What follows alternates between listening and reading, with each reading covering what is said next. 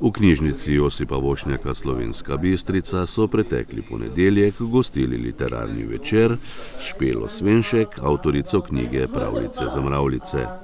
Kot najboljše besedilo literarnega natečaja leta 2021 v knjižnici Josipa Vošnjaka Slovenska Bistrica je strokovna komisija izbrala delo Špele Svenšek Pravljice za mravljice.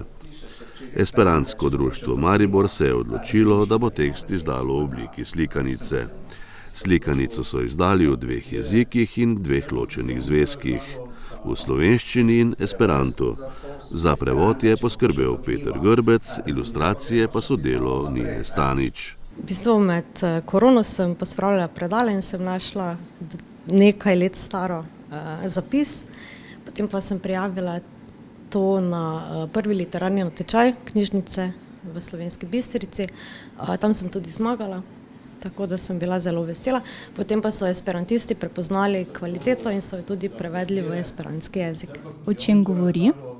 Pravljice za mravljice je v bistvu besedilo v rimah. Govori pa o tem, da so vse živali imajo svoje pravljice, samo mravljice ne, in zdaj imajo tudi mravljice svoje pravljice. Kakšen pa je ta namen, torej kaj se lahko otroci naučijo? Da je treba vztrajati, da tudi če si majhen, si lahko viden in uspešen in da ko si nekaj res želiš, se ti to lahko uresniči. Gost literarnega večera je bil Tone Partlič.